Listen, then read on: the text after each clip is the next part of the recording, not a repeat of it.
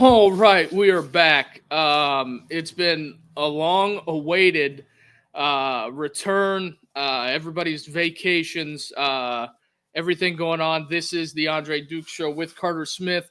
Carter's going to be joining us a little bit later.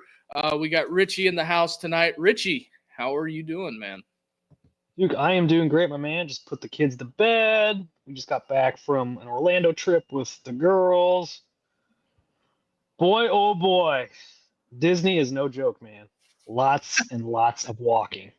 I had to nurse an ankle. My ankle's bugging me. As soon as I got home, I was walking around like a limp and with a limp, and it was killing me. Luckily, it's back to normal, but God, oh man, so much walking, Duke. If you ever make the trip down there, you'll know what I'm talking about. The weather was perfect. Weather was perfect. And for the Midwest people, the Indiana Pacers are moving on to the next round. They beat the Milwaukee Bucks tonight, so the Bucks are donezo for the year. It's 1-2-3 Cancun for Milwaukee. So that's just something that's just breaking here recently. I was in Talladega, hinting the Dale Earnhardt hat. I don't know if anybody can see that, but was in Talladega for the race weekend. Shout out to all the people that made that possible. It was really great. I had a really good time doing that whole thing. So we did some fun stuff down there. Shout out to Tyler, Neil, CIA, all the guys, especially the people at Monster and County Line Camper. So made that a good time for us. So, but the NFL draft was this weekend, Rich. Transfer portal, I believe, for football is closed. I don't know if it's still open for basketball or not, but this is pretty interesting. Ohio State doesn't lose anybody in the portal. You know what Ryan Day did? He cracked open that beer and he said that tasted great. No scholarship players left. Oh, I can't imagine the elation that every coach is feeling. And now that that we have rosters finalized, it's looking like we're about to shape it up and get ready for some college football.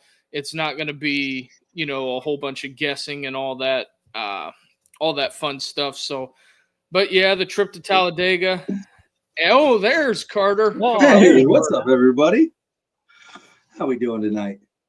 Long time no see, Carter B. I know, man. It's been a minute. How's everybody doing?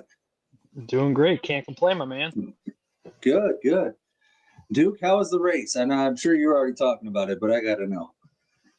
It was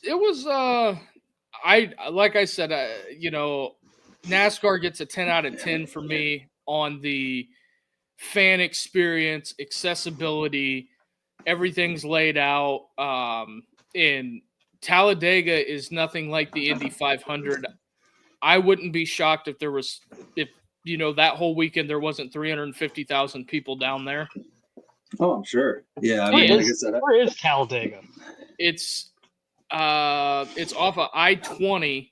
It's technically in Lincoln, Alabama.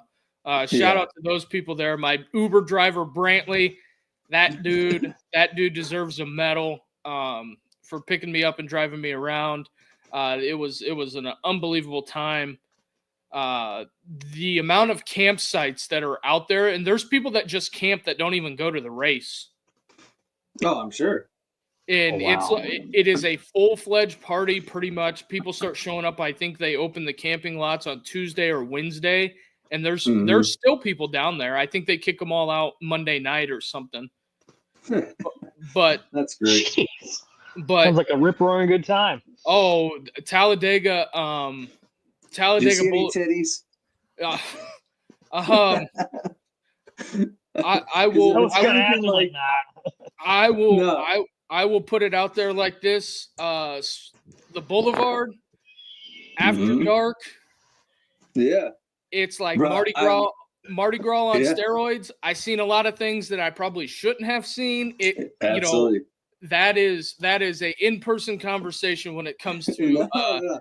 The reason I asked, so like I went to Daytona years back, and I mean, I swear to God, the infield of Daytona rivals Mardi Gras rivals. The only thing that I saw more topless women at was the infield at the Kentucky Derby. The infield at the Kentucky Derby may as well just be a topless convention. Like it's just nothing but Really? topless women. Yeah, bro. We're drinking their mint juleps in their hats. Oh, fuck, bro. That's not the infield. That's the grandstands where the people with the money are. The infield is a total degenerate shit show. Degenerate. I went to the Kentucky Derby. I didn't see a single horse. I swear to God. Oh, that was, some of the fan experience stuff that they have there is accessible. And like one thing that I thought's really cool is that all the truck and trailers that they have at the race, they park them outside the gate. So if you want to buy Talladega merch and don't want to go to the race, you can buy it right outside. Yeah, absolutely. And it's not overly priced. I just thought from the way NASCAR did it, I don't know how they do it at other tracks, but I mean, Talladega was just unbelievable. Yeah, Daytona was similar. And being able before the Cup race, you can go on the track. That's where I see Brian Williams at.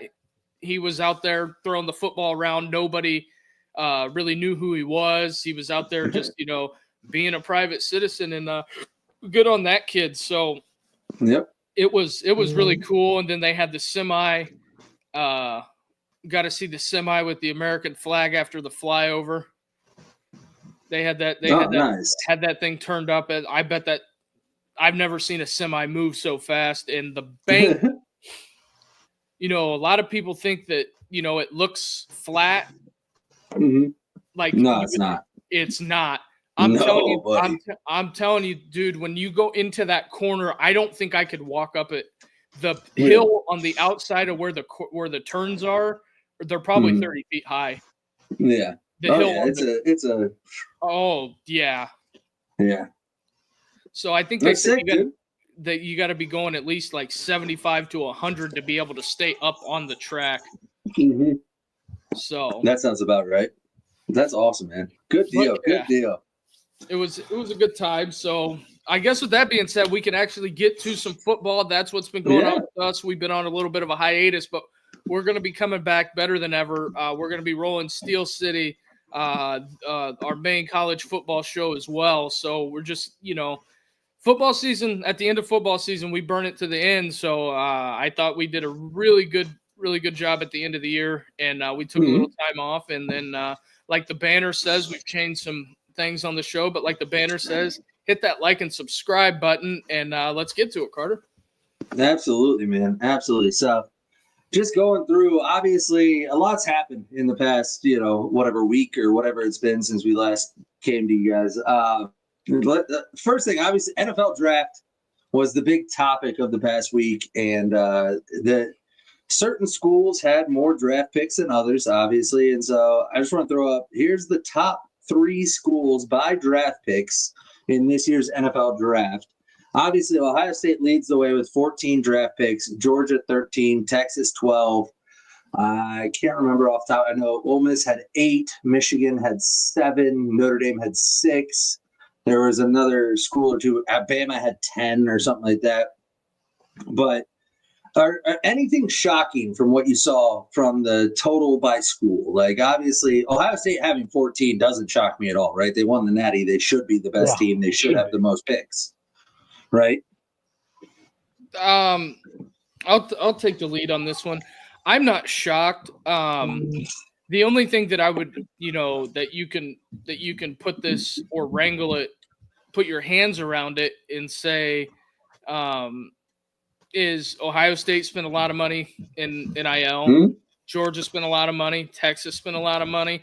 So the teams that spent the most money, I said this with basketball when we were talking about the NCAA tournament, and it's showing through in baseball.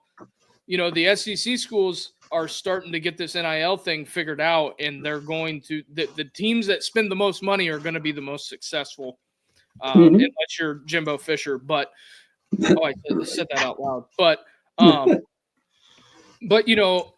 I think that even without Quinshon and Will Howard, if you take those guys off there, Ohio State is still tied for second. To me, Yeah. I'm not shocked at all. Ryan Day did a real good job of constructing the He did a roster. great job. I mean, Mark Pantoni, and just think of it this way: if Caleb Downs and Jeremiah Smith were even eligible, they would have had 16 picks, and they would have had Easily. they would have had Easily. 6 first rounders. So That's half the first round.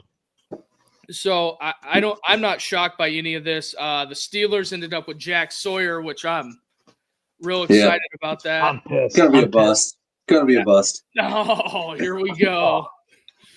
I think Dude's it's gonna, a bum. I think it's gonna be good that that's good for his family because he's right there next to you, Carter, at Pick North, and I know. and his family can go see him play. Mm-hmm. Absolutely. I think it's unbelievable that some of the local kids that got picked by some of the teams that are close to where they even grew up. I mean, for Buckeye fans, you got to be excited. Quinshon Judkins. I mean, in Cleveland to the Clownies. I mean, I'm a smart pick on them. It's gonna be great. He's gonna be he is gonna be such a stud in Cleveland because that's all they're gonna be able to do is run the ball. So they have a line. I think I think that it's going to be. I think it's good. I'm really shocked that Alabama still ended up with 10 guys drafted. That's still a shock. But it's Bama though. Even though they had Bama, baby.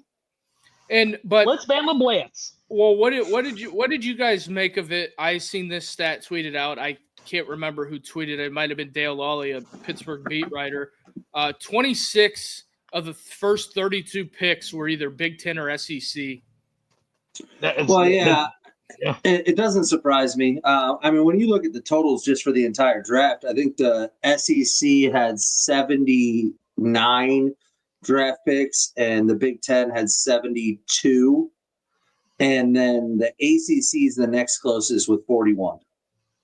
So basically the ACC or the Big Ten and the SEC double what the next closest did. It's not shocking. It's what we know about college football. College football is a 2-conference sport. Mm-hmm. And the NFL is proving that. It's going to come down to 3. I was talking with some people this weekend, some pretty high-level people at the race, and they said that pretty much what they believe is going to happen is there's going to be a couple of schools from the Big 12 that are going to want to defect to the Big 10. And then if that happens, I think you're going to see the Big 10, the ACC, and the SEC sit down and say, okay, we don't want to do this, but we've got to hold our noses and do this. And they're going to divide up the teams on who they want. Yeah. And I mean, if you include Notre Dame in the Big Ten because of their footprint and where it is, then you have 78 picks in the Big Ten and 79 in the SEC. Like, it's not even close. The talent gap is so wide between the Big Ten, SEC, and then everybody else. And I include Notre Dame just because of where they're located. I know they play an ACC schedule, but they're not an ACC school. I think that's what you're going to see that's going to happen. I think they're just going to divvy up and say, we'll take these 4, and the like Big regionally. 12, the Big 12 will get dissolved because the reason why I bring that up, because on the Big 12 side of things, they could either flip-flop and spin Cal and Stanford off into the Big 10, and then you would have Cal, Stanford, Oregon, I don't know what Washington State. USC, UCLA, and Washington. Yep, that would be. Yeah, it would give you 6 schools out west. I get that, and people have talked about that for a couple of years, ever since the USC, UCLA, Washington, Oregon things got announced. But my thing is, I think the ACC is going to be lucky to have a seat at that table. The reason why I think the ACC is okay, why I think they're more viable than what people think is because they're tied to ESPN and the network. For now. And ESPN is not going to let another member institution fall or another member conference fall because they took a big hit when the Big East took a crap. Yeah, So that's fair. However, the Big Ten is not tied to ESPN, so No. you'd have a hard time to get Fox to come to the table and negotiate with the SEC and ACC, because now you're talking about why would I dilute my product for yours? Like, the ACC is garbage. Why would I help you? I think that what you're going to see is one big major TV network. I haven't really ran this by anybody, but the member institutions in their conference, I think you know who I'm talking about, are so mad that I don't think they could offer them the whole state of Montana and they still wouldn't take it because of how fed up and mad they are about what they've done. I don't get that feeling. I know exactly what you're talking about, and I don't get that feeling. I think they'll tell them that, hey, we have an offer here, because I think there's going to be at some point, if there's going to be a break off, they're going to either form their own network or there's going to be one network that's going to ride with them. But the break off stuff, and I know I've talked about this, and you might as well just start lighting matches, but there's going to be major issues if Claudio Wilkin does not sign this or get this approved. You're going to have major issues because there's people that have committed money that they're banking on this money, or they got to figure it out, or there's going to be people not getting paid. And we haven't even really dove into the Nico situation. Where do you start with that? Because there's a lot of. It goes back to it's another kid that overplayed his hand. Like that, we could lead right into Shedeur Sanders if you want with that. From some of the things that I had heard for some people that are connected to that, that report is 100% factual. Oh, I know it is. Like his dad was shopping him. And 100%, his dad was shopping him. He thought he could get $4 million or whatever it was. I think it was 4. And he went to Tennessee and held him hostage. And Tennessee said, "Go ahead." And what do you get? He's getting like $800,000 at UCLA. But here's the thing with the Nico, with Nico specifically, in my opinion, if he goes to UCLA and plays really well and gets drafted in the first round, does it? No. At that point, okay, good. But if he goes to UCLA and gets developed like a UCLA quarterback and is Dorian Thompson-Robinson, then you fucked up. So, or Dante Moore. I think at some point. How much would I bet he transfers again? I guarantee he transfers again. Dude, he is. Oh yeah, he's going to transfer. You think he's going to leave UCLA? He'll play 1 year at UCLA, and then he'll go chase a bag. He'll go try to get back into the actual upper echelon of college football. There's no way he finishes his career at UCLA. I promise you. Not even with his brother there, but his according to the Arkansas Collective, they are exploring aggressive options on getting their money back, and I don't blame them. Yeah, well, and that's it's such a mess, man, and like. I just don't get it. Like, you signed a contract, live up to your contract. If you want to explore other options, that's fine. Do it the right way. But the way he did it is just so stupid. Like, obviously, look at what you got. You were about to make $2 million a year for 4 years, guaranteed money in the bank, signed, sealed, delivered. And you thought you were worth 4. And so you went out and found out. You fucked around and found out. And guess what? You're worth $800,000 this year.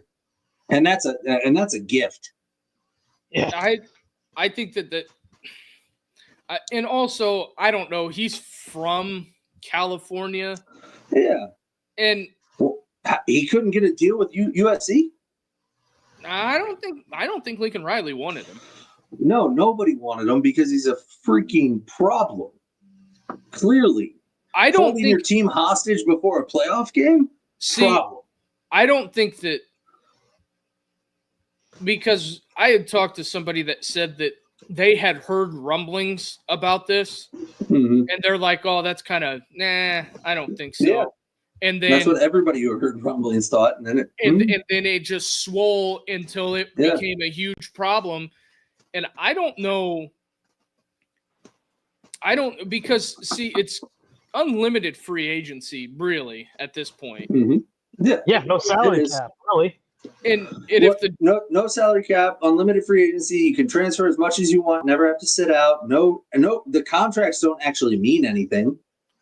Because see, that was something that I guess the next time I talk to somebody, and we'll move on from this, but the next time I talk to somebody, I'm gonna have to say, like, what is binding in the contract? Is there a buyout? Is there what? So there is. They're supposed to be able to recoup the money if they leave. Now, the understanding amongst coaches from everybody I've talked to was when somebody leaves, you don't enforce that because that's going to be negative recruiting against you when it comes to other kids signing deals with you. Because they're going to be like, yeah, you could sign that deal. It sounds good. But if you try to leave, they're going to take that money back. And so forever, for the past few years, nobody's ever enforced it until this year. Wisconsin's trying to, and I think it was Texas Tech or somebody else. They're going after the kid. They're saying, no, give that money back. You want to leave? Go ahead, but you got to pay it back. Well, I think the thing with, also I think the red flag that should have been going off with Arkansas is that he flipped and signed there and did not even take a visit there. Yeah. So, I mean, at some point, we've got to. I get it. The kid kind of, he showed up in January and left in April. Yeah. You should have known he was going to be flighty, and then you're mad absolutely. Then you're mad. I don't think you did your due diligence and realized who you were dealing with, because he didn't play his senior year because his dad pulled him out of a school to try to take him to another school, and he got declared ineligible. Yeah. So just a PSA, let's go ahead and put this out there too. Stop having your dad as your freaking agent. It's a bad idea. It's a bad your dad is not qualified to do that. I'm sorry. Even Shedeur Sanders isn't qualified to do that. It's a bad idea. I think get a real agent, get somebody that actually knows what they're doing, and stop having your dad do it on the cheap so that he can make a little bit of money and ruin your career. The thing I'll say about this is, for both the brothers, the story isn't completely wrote yet. So they have time to fix it, salvage it. Somewhat, yeah. I don't know what. Even if you salvage it, you still lost $2 million this year. Yeah, I mean, that's quite a difference, boys. If you are him, if you're that talented, which he is, Nico is that talented. He could be a first-round pick. He could earn top 10 money. Yeah. If you're that talented, you could have done that at Tennessee and made $2 million this year. Instead, you took a 50-60% pay cut to go try to do it at UCLA, who has no pedigree of putting anybody in the league. And hopefully you get drafted. But if your dad's going to be the one sitting in draft rooms, good luck to you, kid. I guess we can hop into the draft now since we're talking about this. Absolutely. It parlays perfectly. I get it, the Shedeur thing. Now, one thing I will say, were the prank calls kind of messed up? Yes.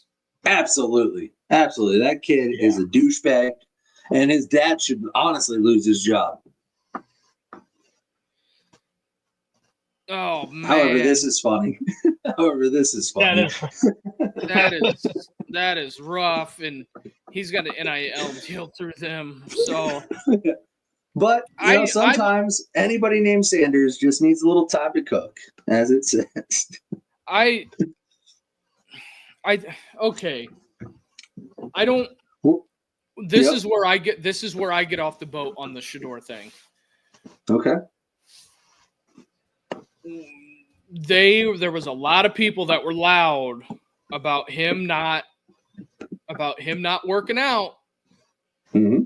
and he didn't do hardly anything at Pro Day. Nope. And the stuff in the meetings, he didn't have positive meetings. Mm-hmm. And there was a lot of backwards, the backwards hat at the combine interviews, and he wasn't professional. It's a job interview. I think that played a huge role in this. Huge. Now, listen, the backwards hat, nobody gives a fuck other than Colin Cowherd. Promise you. You know how many kids have worn a backwards hat to a meeting with a GM in the NFL? Nobody cares. It's about how you carry yourself. I could wear a backwards hat like I do a lot of times, and I could go meet with the CEO of Ohio State, Wexner Medical Center. And I promise you, the way I carry myself is going to shine through, and he's not going to care about it. It's all about, and that's why Colin Cowherd is he wears a backwards hat, he never win a Super Bowl. Like, that's his thing, right? And it's like, I get it. Like, it's taboo or whatever. It's a shtick also. Yeah. Oh, for Colin Cowherd, definitely. It's a shtick. If you walk in there and you carry yourself with confidence and you carry yourself the right way and you aren't an arrogant asshole, nobody gives a fuck if your hat's backwards. They want you to play quarterback. They don't care if you wear your hat forward, backwards, sideways. If you don't wear a hat at all, they don't give a shit. Can you play quarterback? Can you lead our franchise? Are you a person that we can trust? Are you a leader?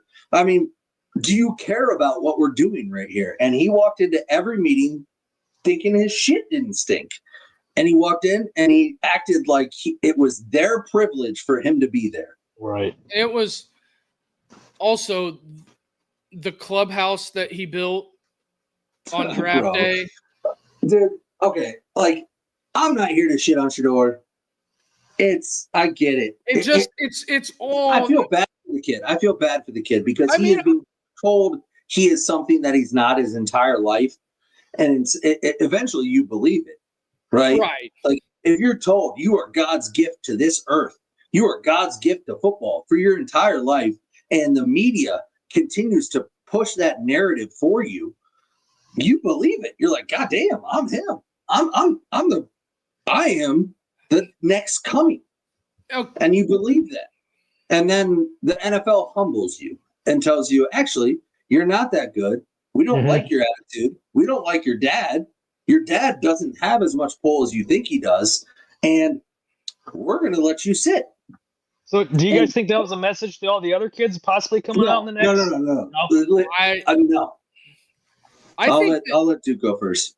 This is what Delaney Walker said. He evaluated him and picked the round that he was going to go. I think the NFL, because I'm assuming Delaney Walker probably spent some time in a scouting department, knows how to do it, and scouted him. And I think another thing they did was they scouted him and took the name off the back of the jersey. 100%. And now, yeah. And I think that but also you're not helping yourself when you're rolling around with an entourage. You've seen that with Tebow. Oh yeah. Well, everybody punted Tebow because they didn't want the circus. I mean, but that's not even an entourage. That's just the media, right? But go ahead. After you get drafted, you're showing up to a club with $1 million in cash. What are you doing? He's not even going to make $1 million. I just don't know. Like, yeah. So I'll tell you. And Matt McChesney, which was he's a big Colorado guy, said he talked to people on his show 0 to 60 because I watched it. Talked to people and said he struggled on the whiteboard. He couldn't draw up anything that wasn't not spread sets. So now, is this Deion's fault or is this Pat Shurmur's fault? Or because there's something that was going on there that it's not translating for me. I mean, it's definitely Deion's fault. There's 100%. something that's not translating, because how can you play college football and you can't do stuff on the whiteboard? Yeah, I mean, it's a product of being coached by your father your whole life. No other coach has ever had to coach him, right? Like Pat Shurmur, sure, he helped him, but like it's an entitled kid that grew up with his father as his coach his entire life. Every single place he's been, his father's been his coach. And I'm sorry, if the coach's kid is the starting quarterback and I'm Pat Shurmur, if I go hard on the coach's kid and Deion gets on me, well, I'm going to stop doing that, right? Like, I don't know. Okay, well, you're the head coach, whatever. So, no, 100% Deion's fault. Getting back to what, like, the thing about it is, and I want to put a certain narrative to bed first, because Richie, you asked, was this the NFL sending a message to kids? No, this wasn't the NFL sending a message to Shedeur Sanders. This was the NFL saying, hey, you're not as good as you think you are. And because here's the thing, everybody loves to do this. And I get it. There's polarizing figures. Like Shedeur Sanders is a celebrity more than he is a football player. Right. He's a celebrity. Everybody knows his name. He was the biggest story in the draft, even if he wasn't going to go first overall. Even if he went 2, he would have been the biggest story in the draft, right? Just because of who his father is.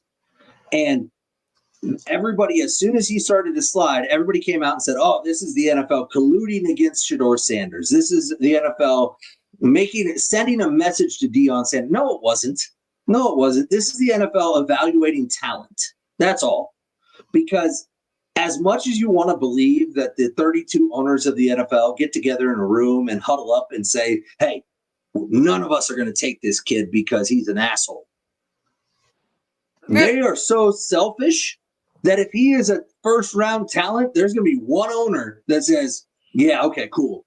Fuck those guys. We're going to change our franchise. Exactly. That's the whole...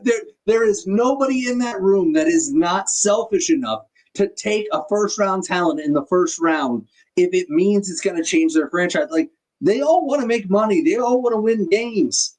They don't give a fuck who's the quarterback as long as they're good. So there is not a chance in hell you get 32 owners that are all greedy old men that are going to sit back and say, nope, this guy's really good at football, but we're not going to draft him just to send a message. Fuck that. It's a business.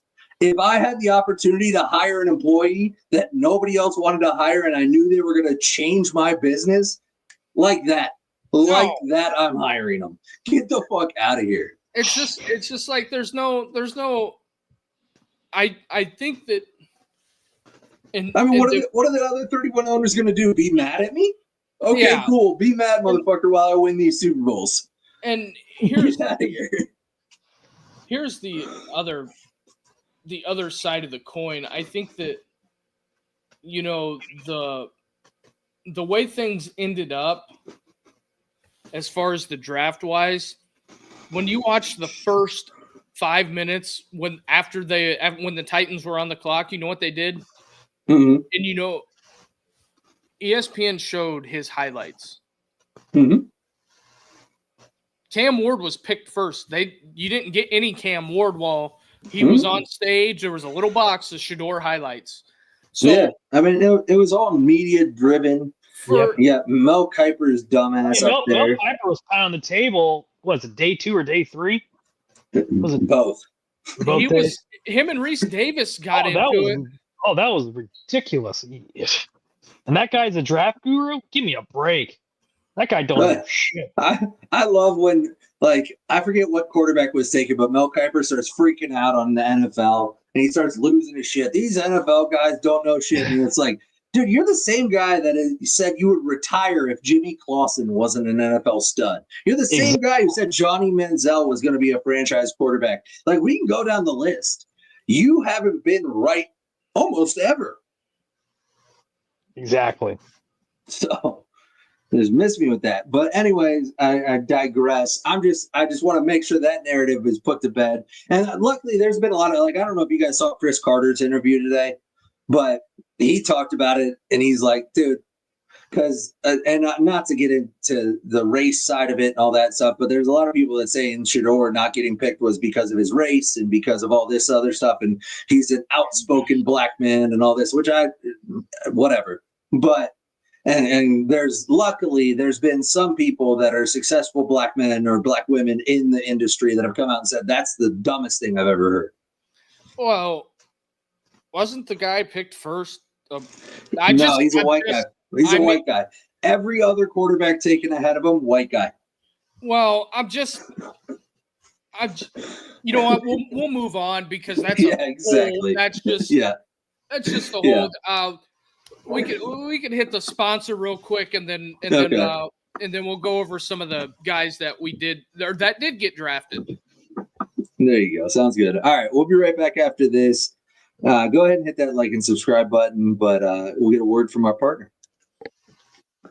What's up, guys? If you have been watching the show for a while, you know if you're like me that you love a good nicotine pouch.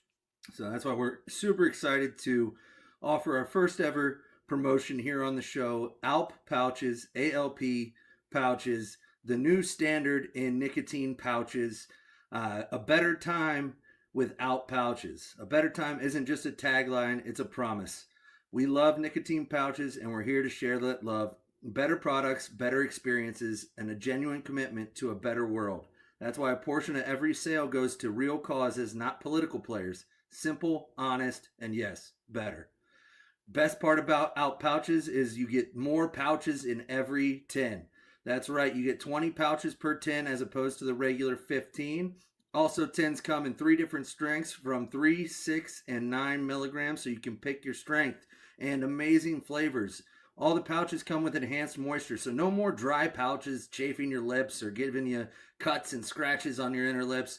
They come in all sorts of great flavors, all your typical flavors, or try my favorite, the refreshing chill or the tropical fruit in the 9 milligram. ALP isn't just better, ALP is the new standard. Created by real users, not suits in a boardroom, we've made the product they never could.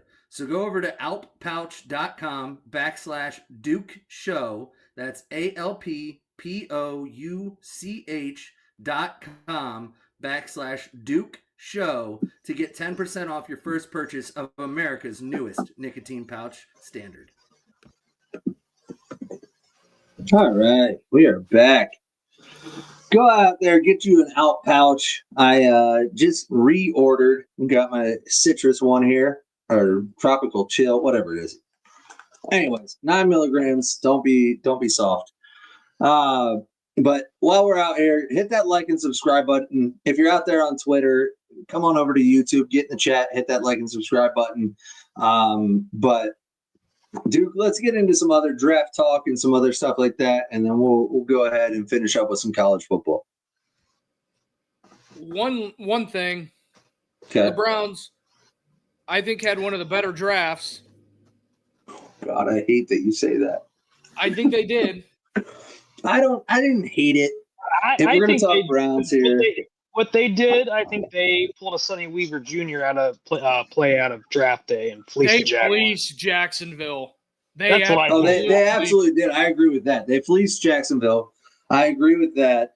I love Mason Graham. That's a great pick. I love Quinshawn. I don't mind them picking Sampson. Outside of that, I'm pretty hit or miss. Although the dude out of Bowling Green. Fannin. Hello. Yeah. McKinley graduate. Yeah, he's good.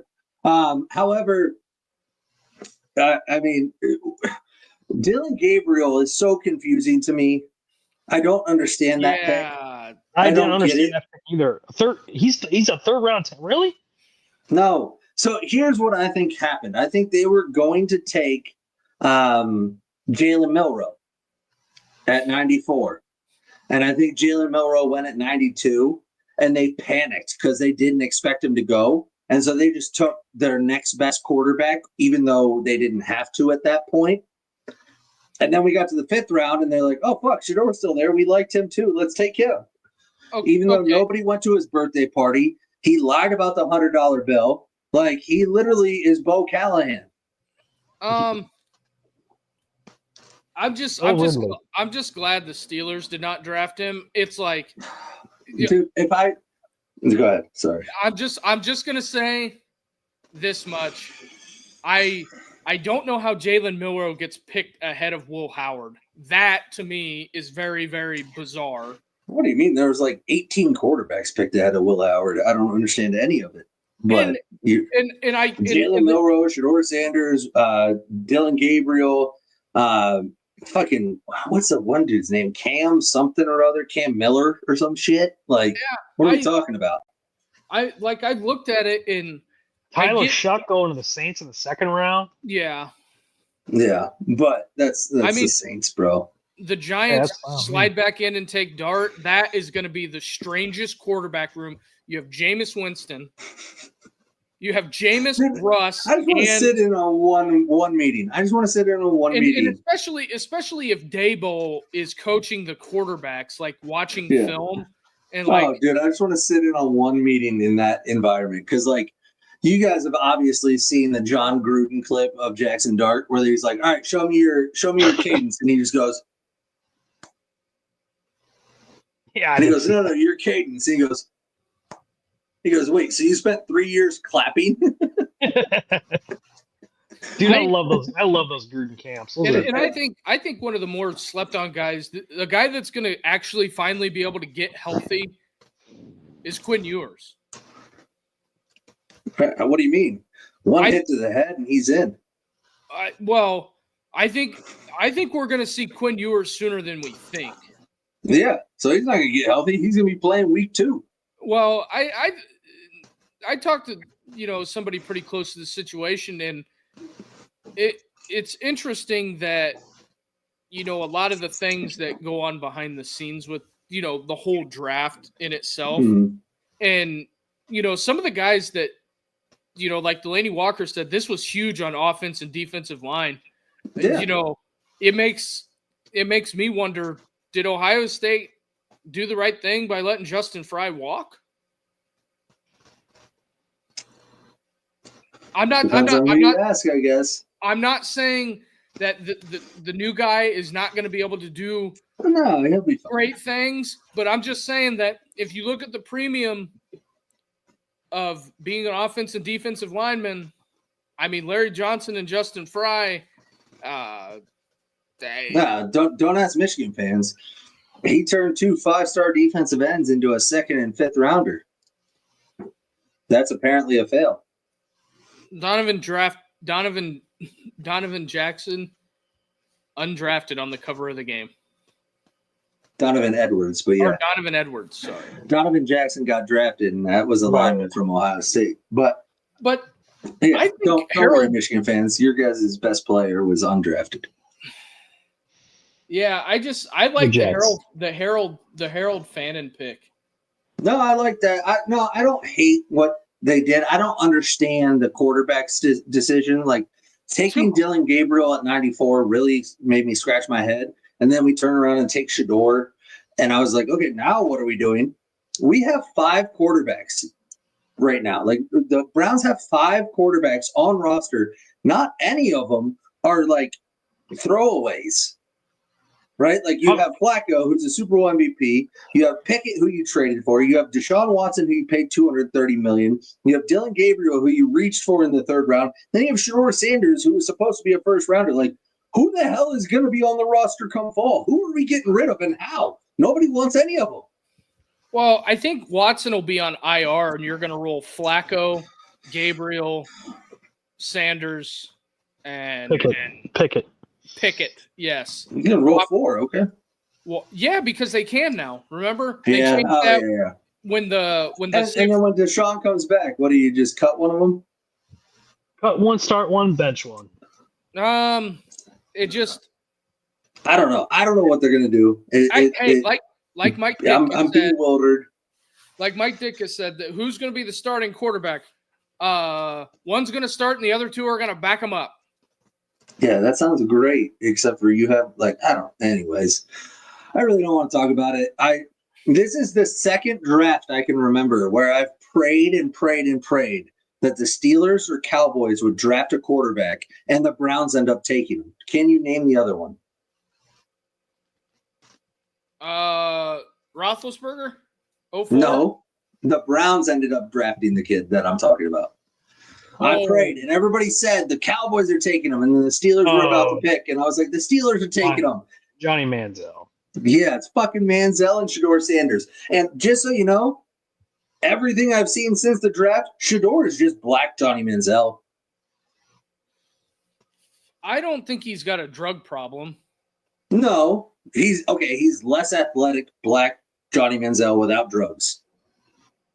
The one thing I will say is I think that the entourage and having the camera around, they're not going to be able to do that, and I think that that's going to be a problem. Yeah, I mean, he doesn't watch film. He doesn't know how to draw on a whiteboard. He's literally Johnny Manziel without the drugs, and he's less athletic. I guess we're gonna. You know what? That's one thing that when they roll the balls out, that's what we're gonna find out. I guess so. Hopefully, he just gets cut before minicamp. But here's another team that I thought had an awesome draft. The Vegas Raiders quietly picking Genty at 6. Huh? Picking Genty at 6. Yeah, because they're going to use the shit out of him. I mean, yeah, he'll be good for 2 years. I don't. Yeah, I mean, outside of that pick, I'm trying to remember their picks. They had who else they get? They took Genty. They took Beach, the wide receiver from TCU, corner from Iowa State, and then Carroll loaded up on 2 tackles and another wideout. But the big one I think that they got was J.J. Pegues from Ole Miss. Because he didn't run very well at the combine. Yeah. And he slid. Okay. That's fair. I mean, it's not bad. The Bengals, I thought, had a real bad draft, if I'm being honest. Brutal.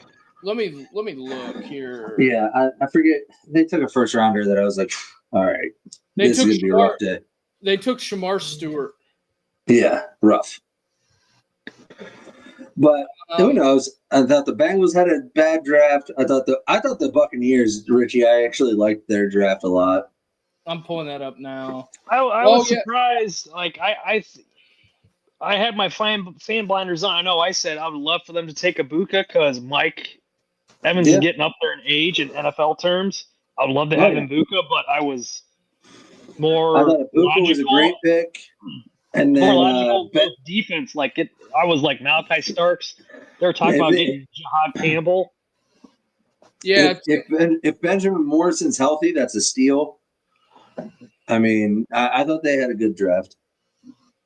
Yeah, the only thing that I would question is the Tez Johnson pick in the 7th round. That was pretty late. Yeah, that was real late. 7th round is a flyer. He'll be like a kick returner, punt returner. He probably won't make the roster. Practice squad. Also, the Steelers, the unbelievable tragedy that happened with Derek Harmon. I know. That's so sad. Yeah, just like, emotional high and emotional low. But, it's so sad. I mean, they end up with Jack Sawyer and he's a bust. Jack Sawyer and Will Howard. I mean, and Caleb Johnson. Caleb Johnson's not a bad pick. So, I mean, the Steelers got, I believe Caleb Johnson's originally from Ohio. I don't know. Yeah, I think he's from the Dayton area.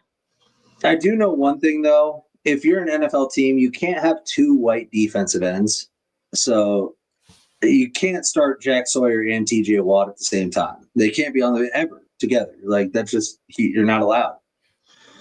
Well, they end up with Derek Harmon and the other kid they took out of Iowa, 6'6", 336. I mean, that's a lot of beef coming at you.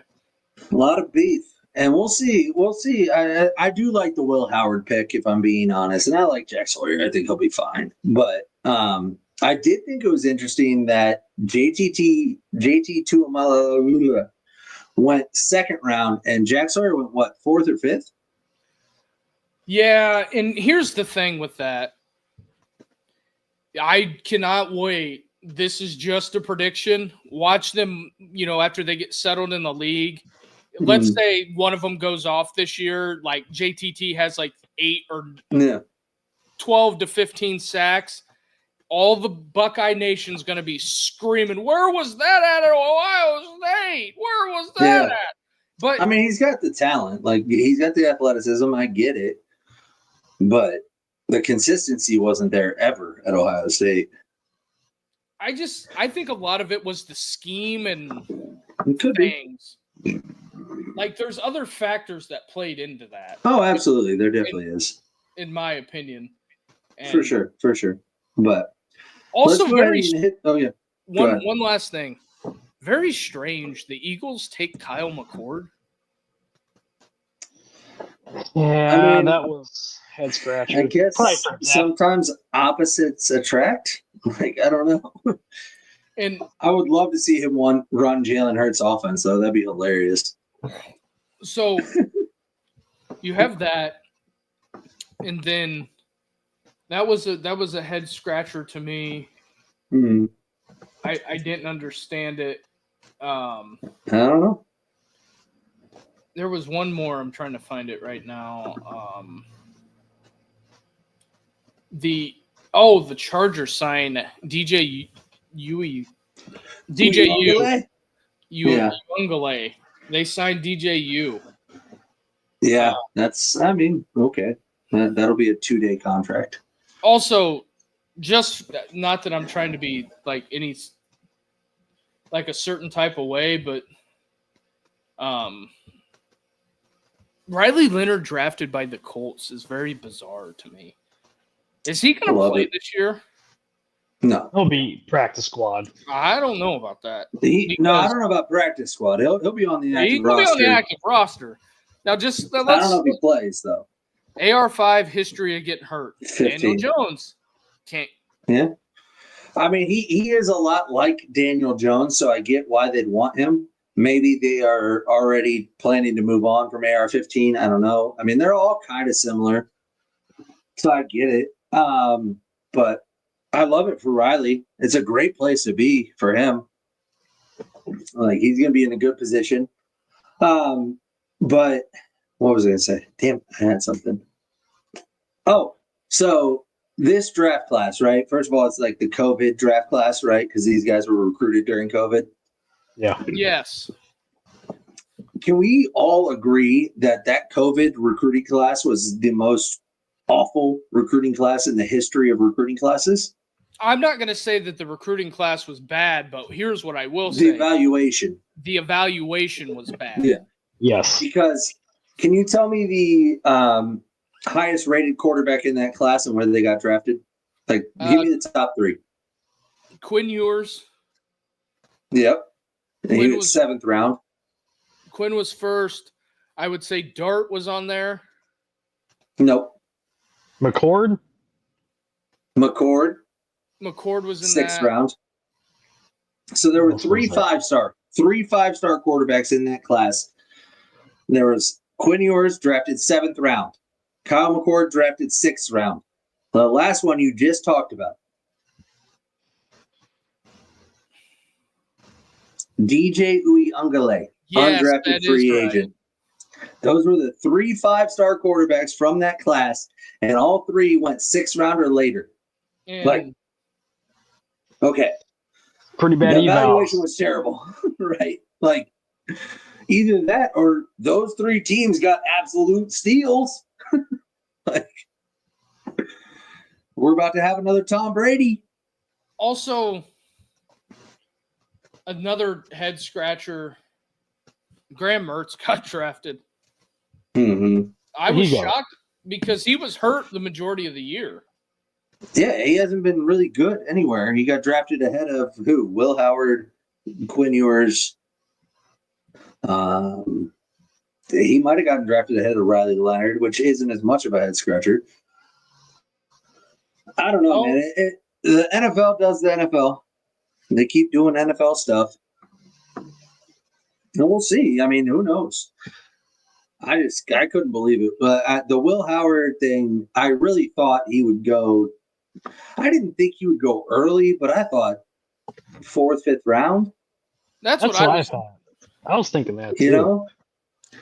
And I really hope the Browns took him, and then they took Dylan Gabriel in the 3rd, and I was like, well, there goes any other quarterback, and then I was wrong. But Also, we did have a punter drafted. well, good. It's good to get those leg guys going.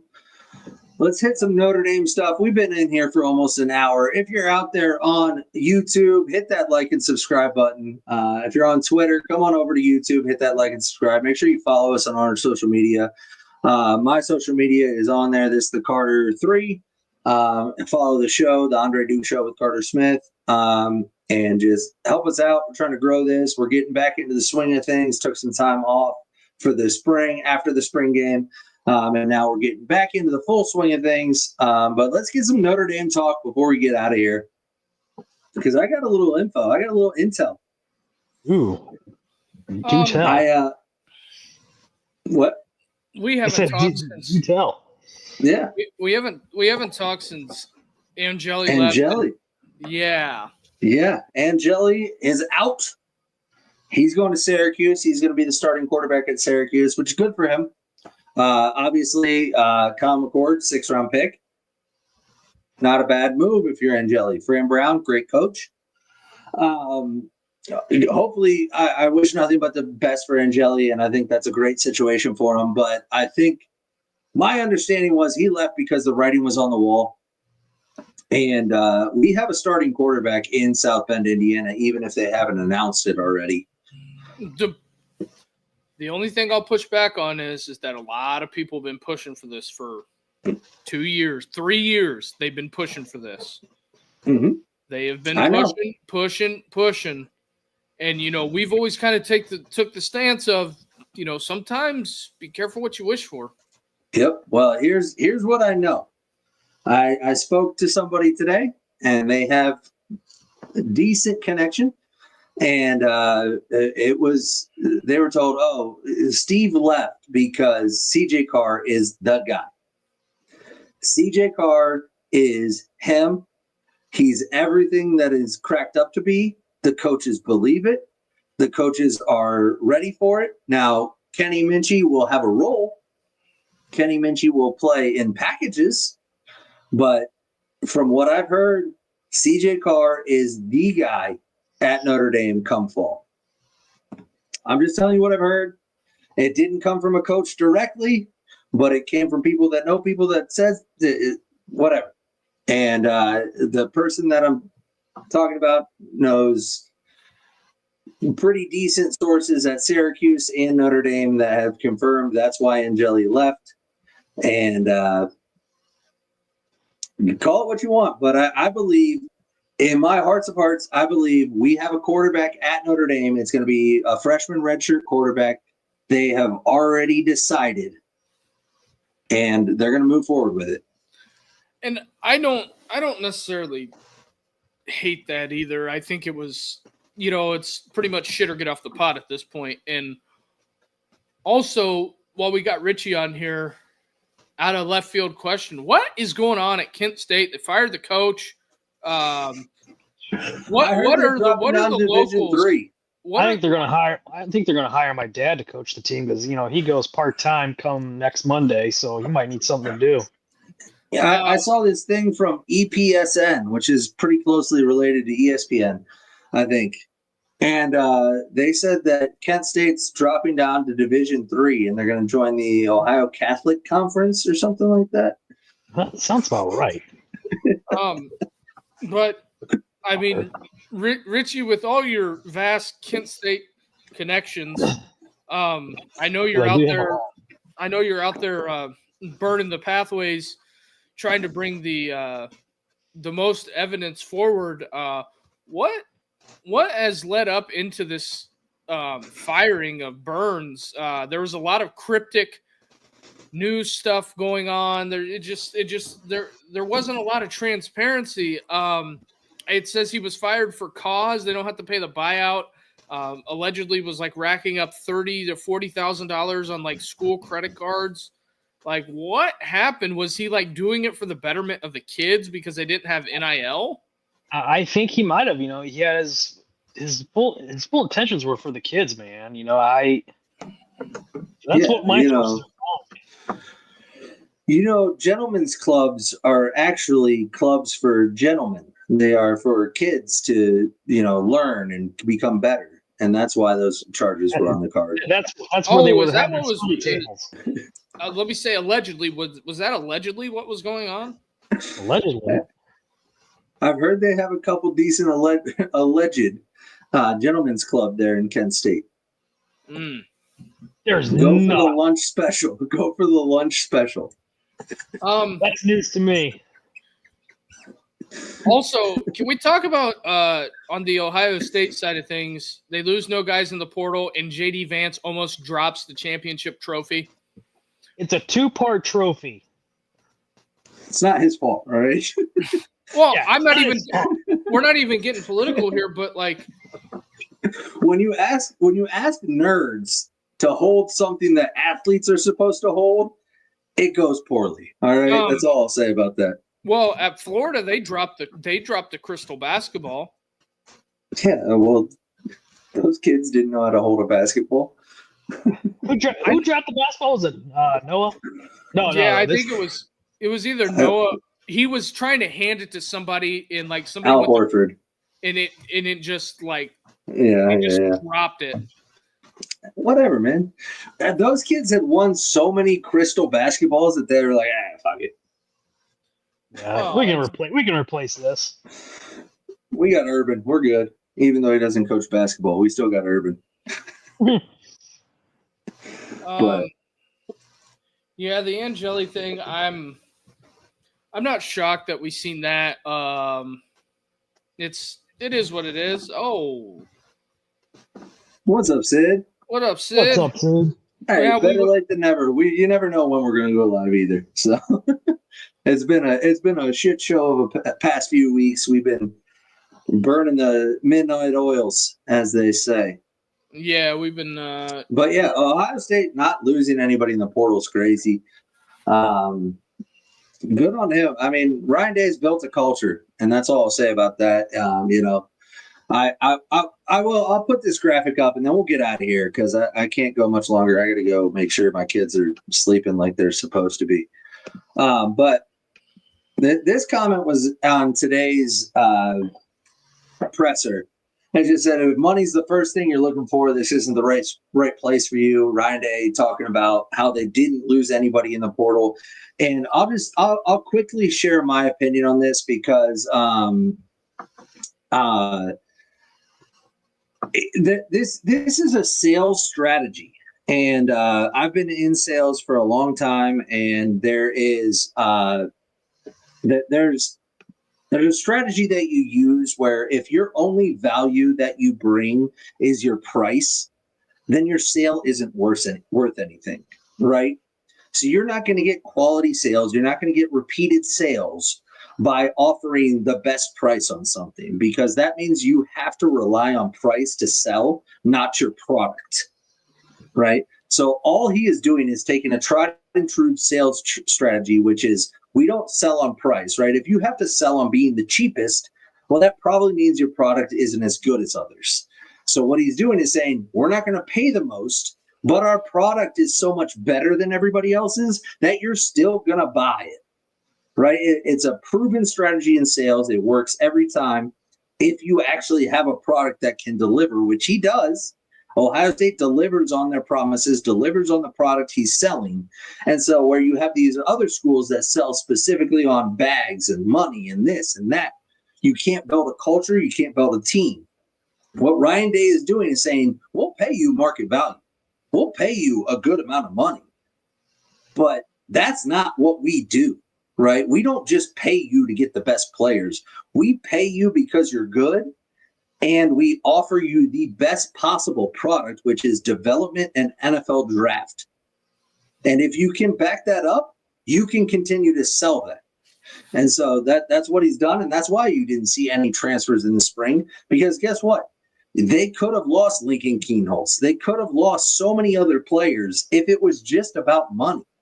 But those kids buy into the idea of the product I have here, what I am given at Ohio State is more valuable than that extra little bit of money at another place. And so once you can do that, once you build that culture, once you build that product, that's sustainable.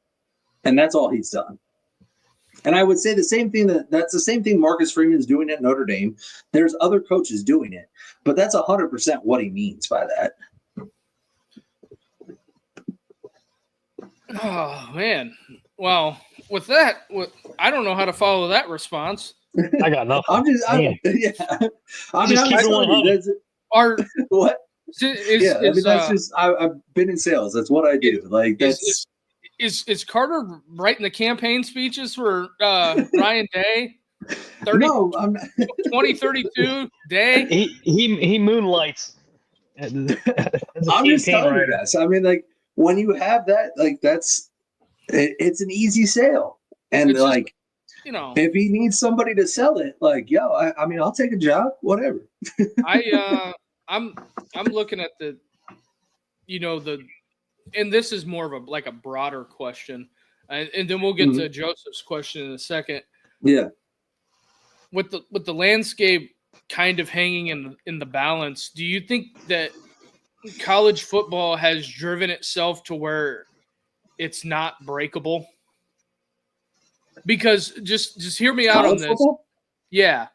The ratings are higher more than ever. Yeah. The tickets are more expensive more than ever. People are, college football has turned into a year-round clock sport.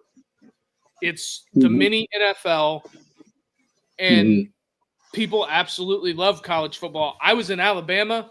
I'm telling you what, you think you drive around Columbus and you see a lot of Block O's, almost every car it was defined on if you are War Eagle or Roll Tide. You'll see a couple because of how close we were to Tennessee. You'd see a lot of T's with Tennessee plates. See a couple Ole Miss fans, which was really rare. But I'm just saying, do you think it's very troubling that Claudia Wilken has the ability to blow this whole thing up, and they got to go back to the drawing board, and then it's a couple more years of what we have? Because I think whatever gets settled is going to get sued into oblivion. And this is her last case. Sure, I agree. And this is her last case too, and then she's retiring. Imagine that. So, right. I'm just throwing it out there as what do you think is the solution? Because they're not going to be able to put a salary cap on it. No, I mean, I think eventually you'll get to a collective bargaining agreement and everything like that, and that'll cap things. And then, I mean, it won't cap their NIL. That'll never be capped. But that'll remove that. There will be legislation that removes the universities from the NIL process, and they'll be able to pay the players directly, and that's all they'll be able to offer. And then the players will have to find their own NILs. Because there's just three main things that I have is you have to fix the current structure, immediate eligibility, and I don't agree with the roster limit. Because if you can have unlimited coaches, why can't you have unlimited players? Yeah, I mean, there will always be a limit, just like in the NFL, there's a limit. Like you can't just stack people. But it's I mean, it's there will be legislation that fixes it. It'll just be how it's worded. But eventually it'll be collectively bargained like the NFL, and it'll be a lot easier for schools to navigate. But let's get into Joe's question here. Joe, what are your collective opinions on Aiden Pouncey? Safety out of Winter Park. I mean, I know my opinion. Dude's an absolute baller. Yeah. Dude's an absolute baller. I forget. I had a good comparison when I first heard his commitment a couple days ago. Go ahead, Duke. The only thing I would say about that is that he just needs to fill out. He's 160 at 6'2". Yeah. So he'll probably he's tall. He'll put And- on 40 pounds at least. 40, put on 40 pounds and probably grow another 2-3 inches, maybe. I don't know. Sometimes that's what it was. So the comparison I heard that I really liked is almost like a Sean Taylor. Except he's well, he's a lot smaller right now, like thinner, but he's going to fill out. And I heard that, I forget who I was listening to or who I was talking to. And they said it's like a Sean Taylor. He doesn't hit quite as hard, but just like his range, his size, his speed, like it just reminds you of like a Sean Taylor as a 16-year-old kid. And I think he's an absolute stud. Getting a dude out of Winter Park, Florida is a huge get for Notre Dame, by the way. Assuming he commits, this is 2026. Like, obviously, I'm the king of don't count your chickens, right? But assuming he actually signs on the dotted line. Well, now I don't even really. Well, with everything that happened down there at Ole Miss and Mississippi State with that wide receiver commit, I mean that's bizarre. But I've heard of some of those kids signing with 4 different schools. And the loophole is don't let your parents sign the document. So, but I'm not saying that. The crazy thing is to get him to get him out of Florida, because both his brothers went to Florida, and then I think his brother Jordan transferred to Texas. But I mean that's a huge get. What's up, Henry? SEC is dirty. That's true. That is true. I think. But that's a big get for Notre Dame. However, I'll continue to push back on the defensive side of recruiting. Not that it's any less important. The Pouncey twins I know are Marquise and Mike. Yeah, I did know that are his cousins. Which, let me just tell you something. If you're related to those two, you're a baller. I don't care if you suck at everything out. You're because those two, like Marquise and Mike Pouncey, were two of the toughest. Like, I mean, I was at Florida, my brother was at Florida. I was there a lot around them, and I wish like the mentality they had, the toughness. I love it. So I love the get. I think it's great. And Notre Dame continues to stack elite defensive talent, which is huge. I don't want to diminish it, but I won't get excited until we land some elite offensive talent at the skill position. Also, let's shout out Kaiser. He got drafted. Jack Kaiser. Jack Kaiser, 4th round. Yeah. So who you go Jack to? Kaiser. I mean, there's 6 of them. I believe it was Seattle, wasn't it? I'll tell you. It was, I believe. Let's see. Jaguars. No, Jacksonville. Jacksonville. So he's going to go get a play with Travis Hunter. That's going to be. Yep. It's going to be great. I mean, good for him, and I love that kid. And also, one thing that before we wrap up here, shout out to everybody that shows up each week to watch the show, like Joe and Sid and all the people that show up each week. I know we took a lot of time off, but we had a pretty good reasons for that, and we're going to be coming back better than ever. And we're rolling the 2 shows. I'm going to be going probably an hour before the main show with Steel City. It's going to be all NFL. We're talking the Pittsburgh Steelers. I know Carter loves to hear that. It's probably the greatest NFL franchise, conceived. It's just, I mean, Anyways. I don't know how you're not a Steelers fan living in that corridor of the world. All right. Yep. Hey, thanks for everybody tuning in. We'll be talking about some bullshit an hour before the show, and then we'll have a real show. I mean, hey, it's the main thing is the main thing. One more before we hit the road. Joseph, Sean Taylor was an amazing player, the best player I ever saw. Yes, and absolutely.